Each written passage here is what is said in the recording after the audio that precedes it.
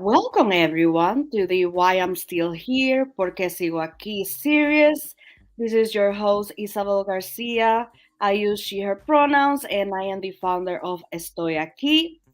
Today we're gonna be talking about soul care as a form of care with Terry Gibson. But before we go into introductions, I wanna remind you all why we're doing this. The purpose of this series is to bring awareness about the concept of community care, which means how do we take care of ourselves, but at the same time taking care of each other, because we know that we are all interconnected in some shape or form. And so, how do we do it? How do we do that? How many strategies are out there? And so that is really the purpose of this series, is to answer those questions. And so today, like I said, we're gonna be talking about soul care. And Terry, how are you? I'm good, Isabel. How are you? I'm good. I'm really excited to talk about this because I have known you for a little bit and I know that you love this stuff. But I want to give you an opportunity to introduce yourself. Like, can you tell us more about who you are and your work in the community? Yeah, I can do that. Hello, everyone. My name is Terry Gibson, he, him pronouns. I am a field and cultural organizer with Neighbor to Neighbor. So, field organizer is just the usual canvassing, knocking doors, building community power. Cultural organizer is using the arts and, like this podcast, for example, as a tool to kind of promote our work and to share and build power going through that way. Awesome. And I love the concept of cultural organizer, because culture that is a lot, that means a lot of things, but in relation to this topic in specific, can you tell us what soul care is and what actions and tools are involved in this form of care? Sure. So soil care is taking care of the soil. Our plants grow in um, a, a medium, basically, that is called soil.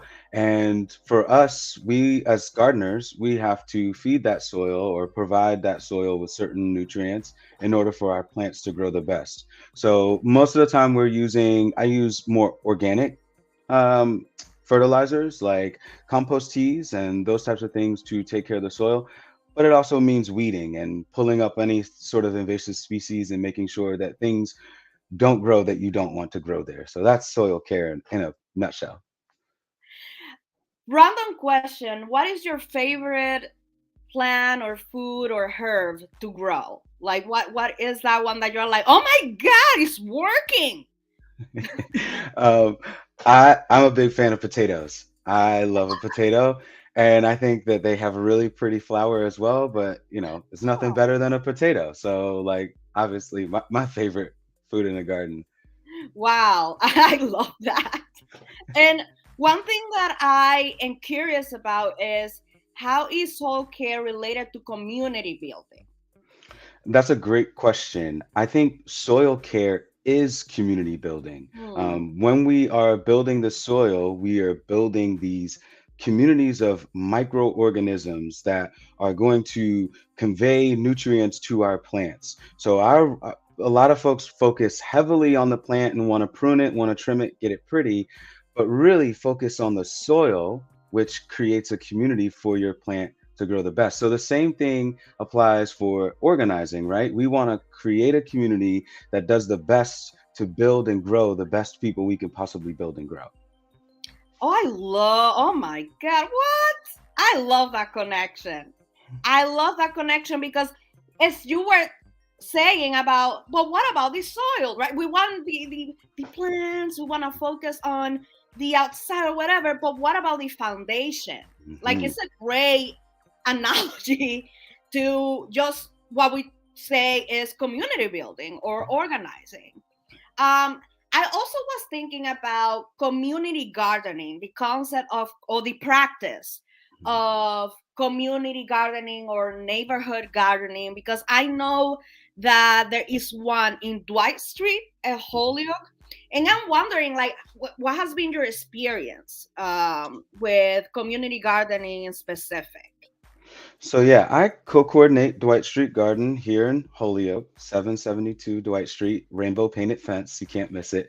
And our initial goal was to just practice mutual aid. We know that Holyoke is dealing with food insecurity issues. So like on the surface, that's what a garden does is provide fresh local produce to folks who may not have access to it immediately. The stats are that most people live more than a mile away from a grocery store here in Hampton County in general. So the more gardens you build, the closer folks are to fresh produce. So that's the first. But as you get into deeper conversations, you start to learn about the technical work of green infrastructure, soil remediation. You start to have conversations about climate change. And you, even deeper for this channel, you start to learn how the garden is a great centerpiece or a great way to kind of center your day. Stopping there in the morning or in the evening to harvest vegetables is just a nice way to decompress. So there's a lot of different ways that the garden can be useful to the community that I'm Mhm. finding. Yeah, I was going through the Facebook page because I'm fascinated by the concept of community gardens, because I believe it is social justice, social Mhm, justice work. And I keep seeing art installation and cookouts and cleanups. Like, it's it goes beyond the soil itself. It's really, it keeps go. I feel like it keeps growing and growing. Like, not like just not metaphorically. It's literally, there's a lot. Like, I right. saw pictures. There's a lot of things growing, but in terms of people and word of mouth, and I don't know, I just feel that there is a lot that goes into it beyond the actual soil care. Hmm. I mean, I saw a picture about an art installation outdoors, Hmm. and I thought, what? Right there, there's art. Right, that right there, that there's the art piece involved in this community gardening. Um, and you were talking a little bit about the benefits of soil care and, let's say, community gardening for our mental health, because you mentioned the word decompress, and I'm wondering if you can speak more about that. Like, what is that? What is decompressing? How does that look like? Yeah, so the garden is a space that really calls you to be patient, to work with what's being presented to you, and to recognize that there are forces, there are powers that are bigger than you that you might not be able to necessarily control. So it really does, and sometimes we got delayed gratification issues, right? Like if we're growing peas, we want to see these peas tomorrow. Like I don't have any time to wait.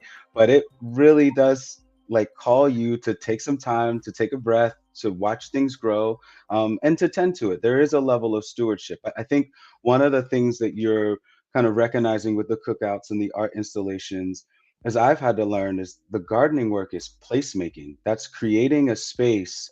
I heard an organizer call it a dream space, even, but creating a space where folks might not necessarily have that always. In cities that are facing gentrification, constant displacement, being able to have a place is just important, and that's kind of what the garden's role is just to be that place. And for another example, Starbucks calls their cafes third places. This place that's not work, that's not home, but it's just a third place. And I think that that's kind of that concept that we're working with, is building that space for folks and being stewards of not just the land but also the community. Hmm. The word that came up for me as you were talking was like a safe space, like that Hmm. space that you go to, where you go to dream, where you go to be who you are authentically, where you know you don't have to be someone else, you don't have to fake it. That's what's coming up to me, because I do have certain places where I'm like, oh, I need to go, like I need to go there now because Hmm. I need this space now. And it's interesting, the word space, because it's not only about the people, but the structure of the space itself, like the colors, all the different plants that are growing, birds, the like everything comes together. It seems like for people, it's like a whole experience. Right. Yeah. That's it. It's a whole experience, and again, it's all aimed at being regenerative and making sure that folks are being as cared for. Again, the land and people are being as cared for as possible. And it also puts folks in places of decision making, right? Like we grow what the community wants to see there. Period. And so like that's huge for so many other places are doing it for the market, what sells. Our garden is free and open, so we want it to be as much for the community, designed and decided by the community as possible. Wow, wow. I honestly I didn't know that. I just found out of that. I love it even more now because it's also about empowerment. Not only for the person taking care of the soul, but also again the people who are benefiting, who are directly benefiting from the soul care, from the Mhm. plant growth, for Right. the nutrients, etc., etc. From the very foundational work, right? Who are benefiting from that. Yep. Exactly. Another thing that I am interested about is and I think you mentioned the microorganisms. I think you mentioned at the beginning, like the foundation and the microorganisms. And I have heard that soil is good for the immune system. Mhm. Supposedly regulates the immune system. But I don't know, is that something that you talk about? Is that something that you see as a benefit? Like, do you see how the soil, like playing, some people call it playing in the dirt. I don't Yeah. know, playing with the soil, that can that be a benefit, or have you seen benefits to that? Yeah. Yeah, I think there's something there. I'm not like a super soil scientist, but I just know that when you put your hands in that soil, you feel that dirt. When you're planting something and watching it grow, something's happening. There's a connection being made. And just naturally how porous our hands are, how they soak up nutrients and oils, they're got to be soaking up something out of this soil, right? Like we have to have some sort of exchange that's happening.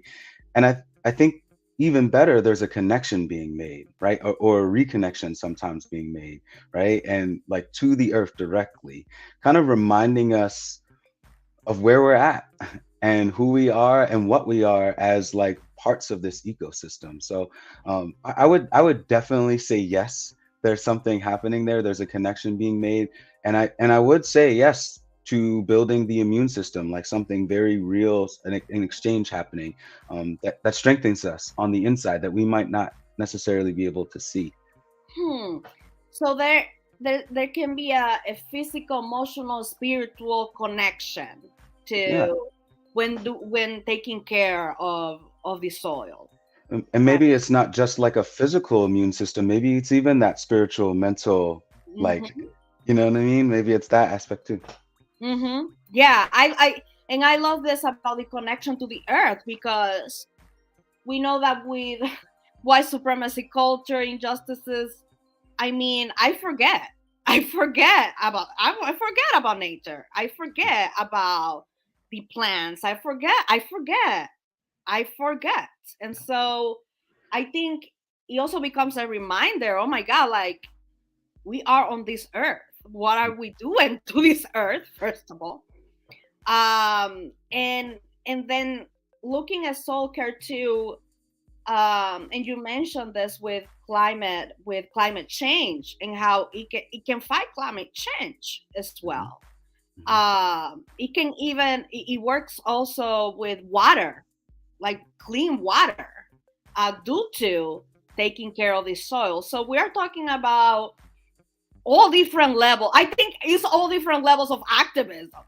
Like it really is. Like it's like it hits many different systems. Hmm. Is there anything else you would like to add to that climate change aspect? Anything like that? Yeah, I would add to just more specifically the more soil that we have, right? The more water that the earth can actually hold on to. So when you're riding around and you see, I give you a challenge. You count how many parking lots, big parking lots you pass. And then another challenge would be to count how many trees you pass and try to think about how many trees you pass by throughout the day. And the more we garden, the more trees we could have, the more water we can hold on to, the more food we can grow, the cleaner and the more healthier our environments feel. So it really does just go down into the core of self, but also like the core of soil as well.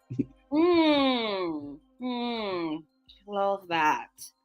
Um, and another thing that came up to me was herbalism. Mm.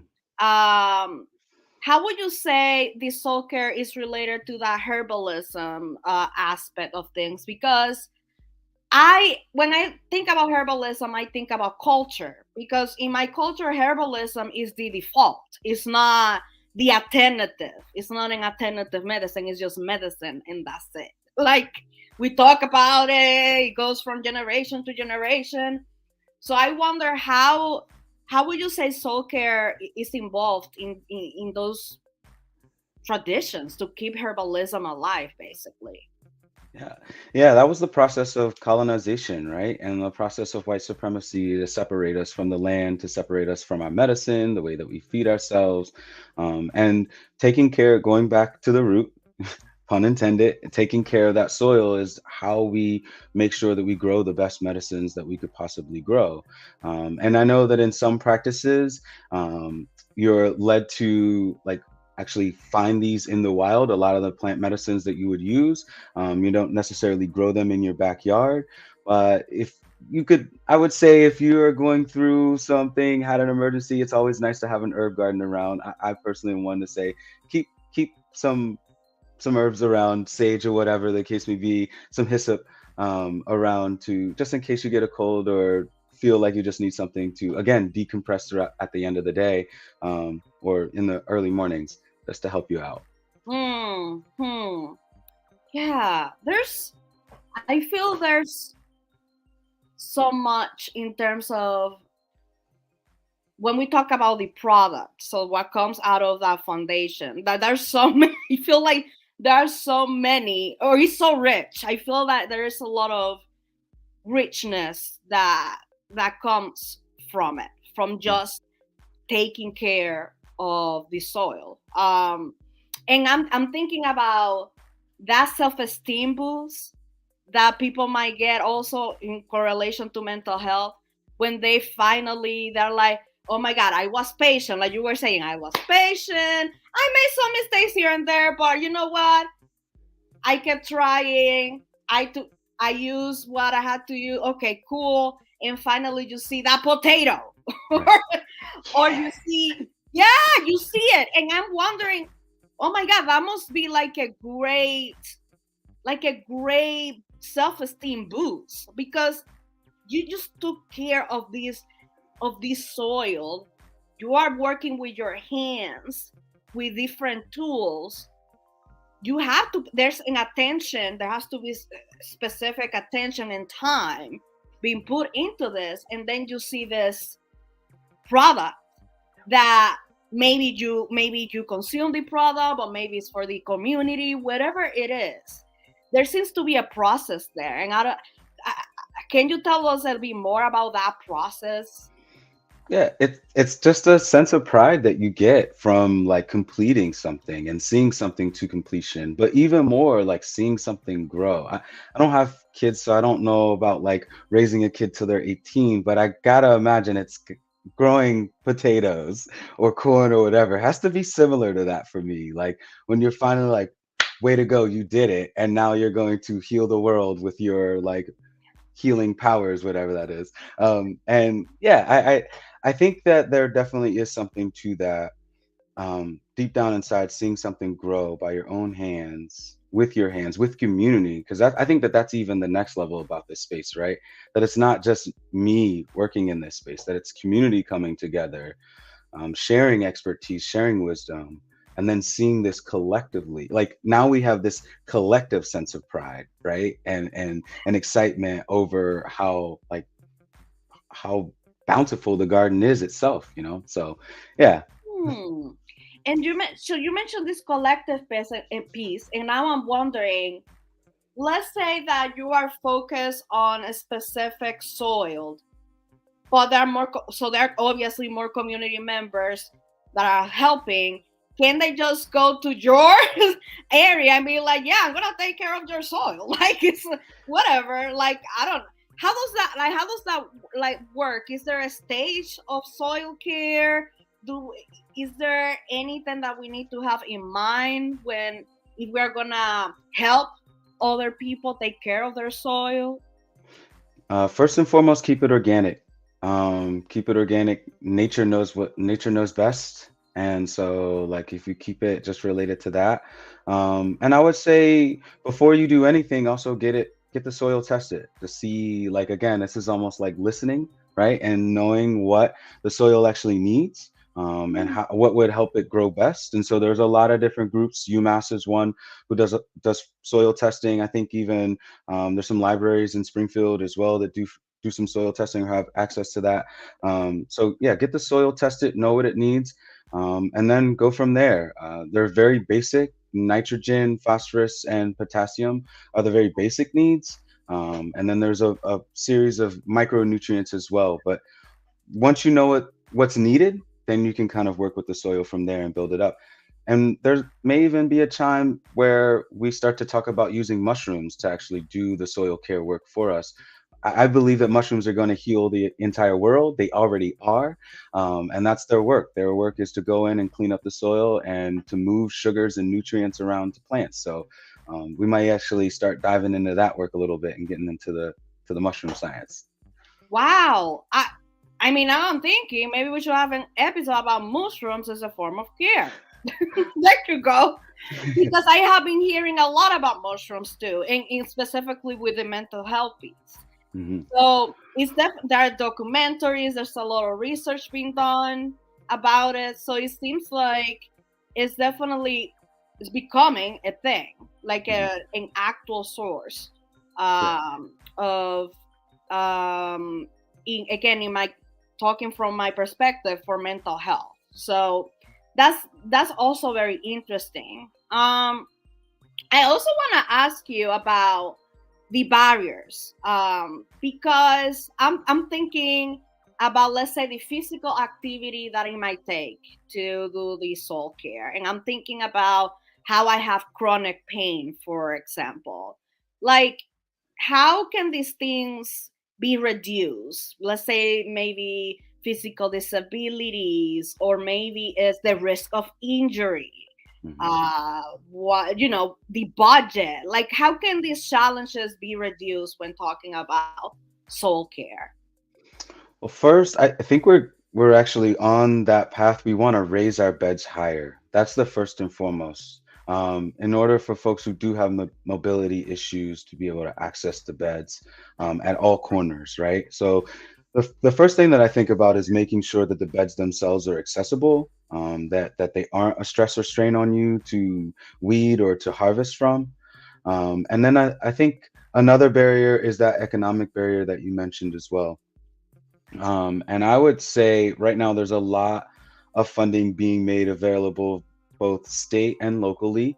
And here's a shout out to the Fair Share. So support the Fair Share. That would also move some money towards these types of projects. But to help folks be able to build and do the gardening work or education work, the gardening education work, combination of it. And I would say just link up with your local organizers who are doing that work, whether that's gardening the community, whether that's neighbor to neighbor, and we could help you. I think that there's a lot of thought and ideas behind wanting to continue to expand community gardens.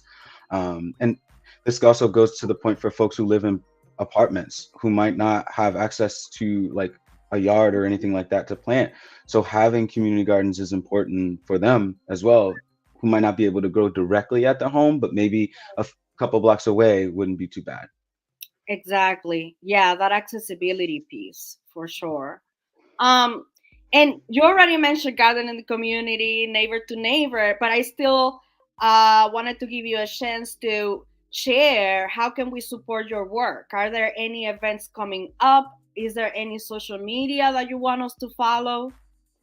So yeah, if you follow us on Dwight at Dwight Street Garden on Facebook and Instagram, You can kind of stay up to date. I try to do my best taking pictures. Sometimes my partner takes pictures as well and post.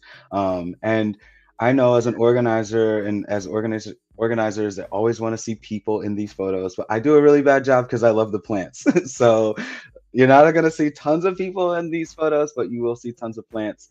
And we do post flyers of upcoming events. So the next event that we will be doing here, we'll be doing an entire fall cleanup of the garden. But things are still growing right now, so we're not going to clean up just yet. There's still peppers, there's still eggplant, there's watermelon still growing. So like we'll just hold out until things are done for the season, and then we'll do a big cleanup and maybe make some scarecrows. Oh, no! I love what? That's awesome. What? And that, again, that's part of that community build. Again, it all goes back to the foundation, to then the Right. community. It's fascinating.